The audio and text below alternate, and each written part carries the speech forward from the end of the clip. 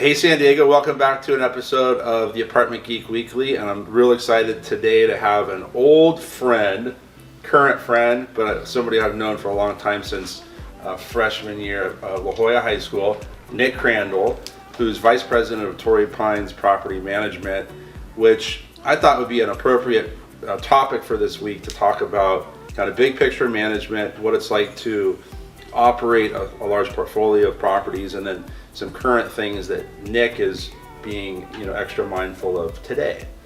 So welcome Nick to the Apartment Geek. Thanks, Chris. Glad you're on here. And in a nutshell, can you give us a little summary of your background and what you do? Yeah, so I've been in property management industry since 2006. Started off as a property manager that had about 15 properties, kind of learned hands-on how to run those properties, and then it kind of grew into a larger managerial role where I oversee about half our portfolio, and kind of there as a supervisory role for our regional managers. Got it. And you manage all over the county? All over the county, and South Bay all the way up to Escondido. We kind of started in the coastal region and kind of went down to South Bay, and then now we're in East County, and then again all the way up to North County. Almost 4,000 units. Almost 4,000 units. Yeah, which is impressive. I liked having you on because you're from San Diego. Your whole family's been here, and it's funny when I hear Torrey Pines Property Management. It's always like a reputable, most professional kind of like option, I feel like, for management. There's a lot of people out there doing what you do, but it's nice to have you on just because I think the reputation that you bring to the table is long-term San Diego, and you guys are reputable. Thanks, from what we've heard. Yeah, we like to think that. I mean, we definitely put our residents first, and it's important that you know who's paying your bills, your property is the residents, and if you're respectful to them, your reputation grows because of that. Yeah, good stuff. So 2019, we're at the end of the year. We're going to talk about rent control just a little bit at the end. But I've got some questions that I'm excited about. So I'm going to shoot these off to you.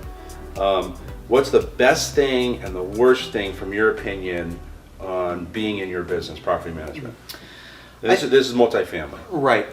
I think that every day is a new day, and what I mean by that is you're constantly learning. You're constantly problem solving, and new things come to your desk all the time that you've never seen. Yeah. And there's just so much to learn, and I really like that. It keeps you energized, and that's, to me, that's what makes property management fun. Yeah. And I think the downside of property management is in many ways it's a thankless profession.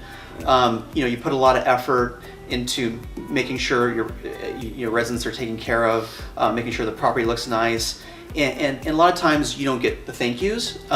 Maybe somebody will only contact you when there's a problem, and you just have to realize it's kind of part of being customer service. That's ultimately what we're in. Yeah. And so you have to have thick skin, and you have to realize it's not personal. It's just that's someone's home, and as long as you can realize that and you can keep your mind on that, then everything's fine. Yeah, but you're not getting thank you letters in the mail and typically not Christmas presents from tenants who are saying, "Oh my gosh, I love this place." Yeah, no.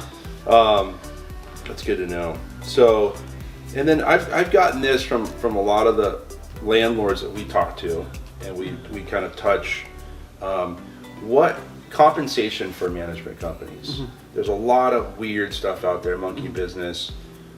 What's proper, and how do you charge your clients, your landlords, for your monthly fee pay? Right.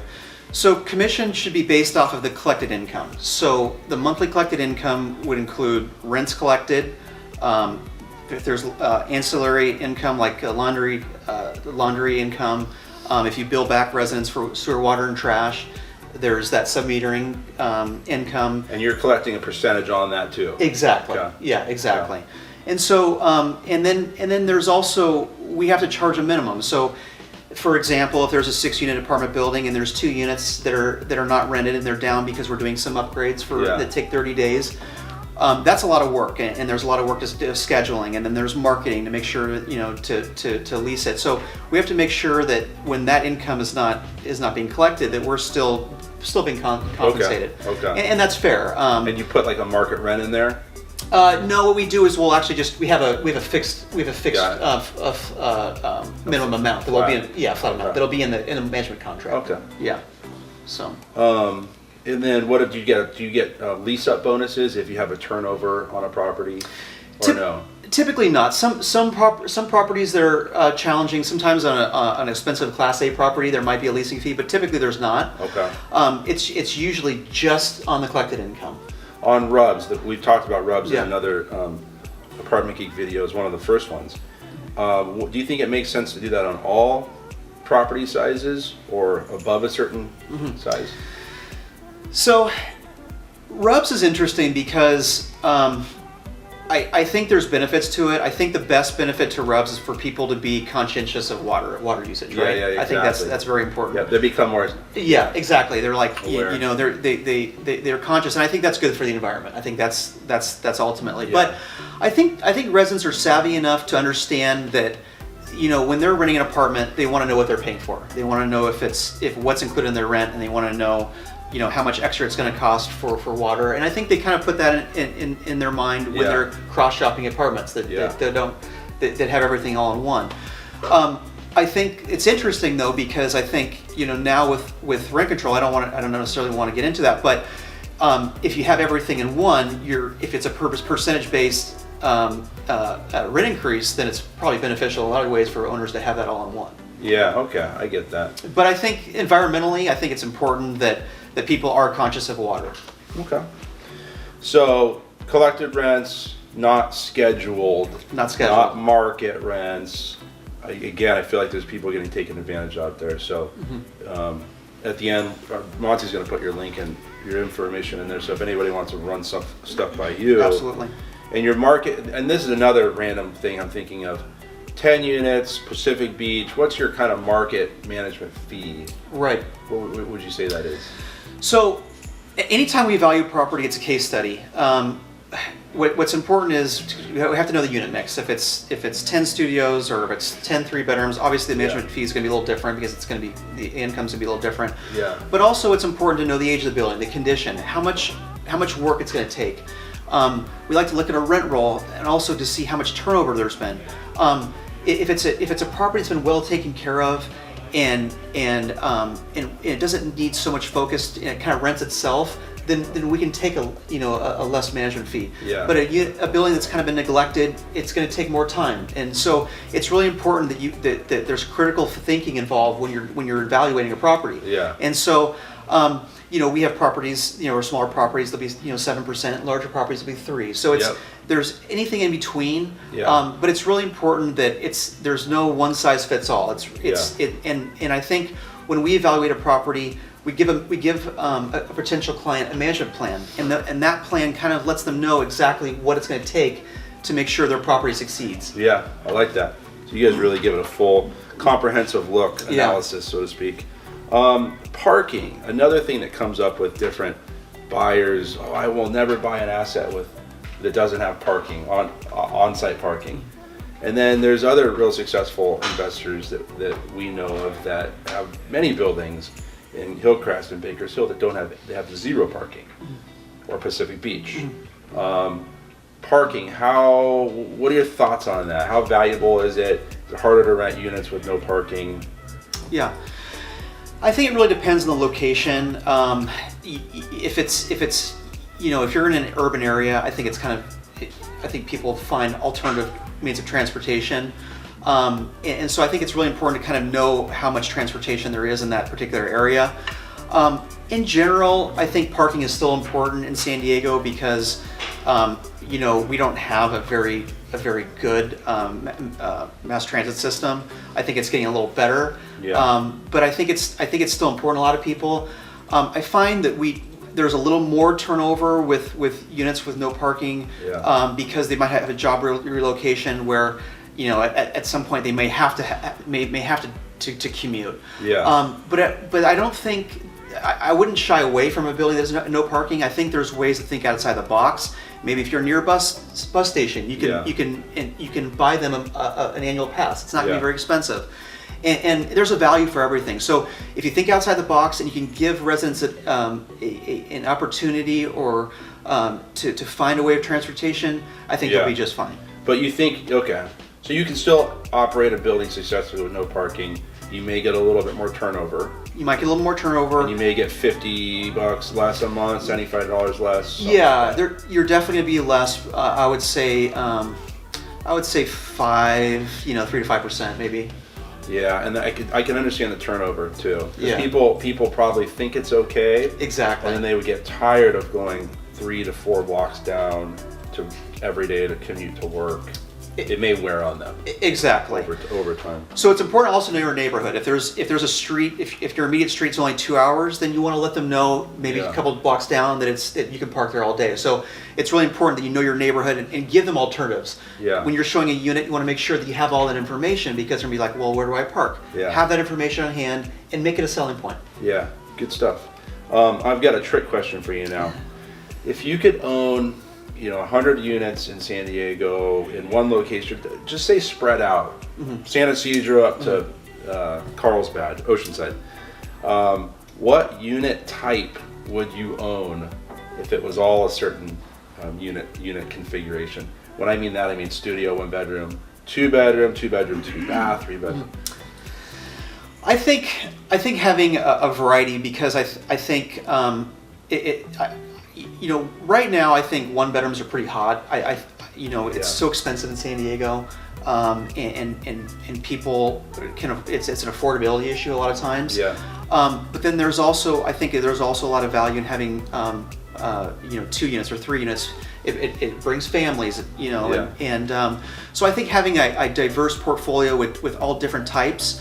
I also like studios right now. I think studios are great for the future. I think households are getting smaller, and people are understanding that United States people don't necessarily live in these large homes they used to.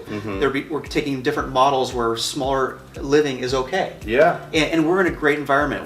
San Diego is so nice. There's so many places to visit. Our weather is so good. People want to be outside. There you go. So you don't need to be in home all day long. Yeah, you don't need a 8,000 square foot house. Or Exactly. something, unless you do, yeah. I love what you said about there are 2 things, diversification. Is if you would have asked me this a decade ago or earlier in my career, I would have said I want all 2 bedroom, 2 baths, because I want roommates or I would like roommates who can pay 50-50 and then I can get a bigger gross monthly rent. But the diversification, I think that is really key.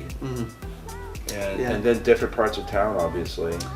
Studios and ones in Bankers Hill would probably rent super easy, or Hillcrest. Yes. Another thing I liked what you said was about the studios, the smaller units, and the millennials, the new age, younger people. They are more into experiences, not necessarily stuff. Exactly. Possessions, things that take up room. So I think, people are like, give me a small little studio or one, whatever. I want to go hang out at the coffee shop, the WeWork, the brewery, whatever it is. Be a part of the community. Correct. As opposed to sitting in their house all day. The rent restriction thing, we're not going to talk about it much, but you see, almost 4,000 units is big bird's eye, and I'm really curious if there's anything drastic that you're doing, action-wise, with your owners and your properties, to combat this or to prepare, etc. Or is it just kind of business as usual? For the most part, it's business as usual. It's obviously come up, but it's still a very, it's 5% plus CPI. It's roughly 7.2%. That's still very favorable for a landlord, and so it's and we're not really changing that. We're not. Our mindset is really not on that as much. I think our mindset is just keep evolving, making sure that residents have more features and making their life easier by paying rent online, ACH payments. 70% of our residents pay online, and then also being able to have a software where we can communicate. They send out a maintenance request that we receive live, Yeah. and they can track. We can track the work orders, and that's really important. We can also send text messages through our software system, and then we can text message back. So we have these different ways to communicate, which is what the market demands. of That's us. huge. So you have Yeah. to stay with the times, Yeah. and you have to be constantly evolving to what is important to society, and that's Yeah. that's what we're doing. So you have a soft system, and if there's a maintenance request on a broken toilet in Point Loma, can you see who the vendor is on the with boots on the ground as far as who's going out there when it's fixed, etc.? So what we do is it gets sent to us through our software system. Then we have a maintenance coordinator. Yeah. Our maintenance coordinator then selects the vendor that's best appropriate for that job. Yeah. And then we send out that vendor, and then the vendor lets us know when it's completed if it needs anything else. That'd be nice to have in our portfolio of real estate. Gosh, that sounds great. Well, thanks, Nick. I think it's neat to hear the big perspective from your situation, and looking down the road. I think business as usual. We're in a healthy market. I feel grateful to be in the business in San Diego because tenants have a beautiful place to live, you know, and we get a lot of people moving from other parts of the country to live here. Absolutely. So it's neat when you can rent an apartment to them, and they kind of, I don't know. Yeah. It's a interesting thing. I haven't really thought about that too much in the past. And anybody that wants to run scenarios by you, we're going to put your info out there. Super top-notch, professional management. I think if anybody wants like the legit deal, you're kind of the firm to go with.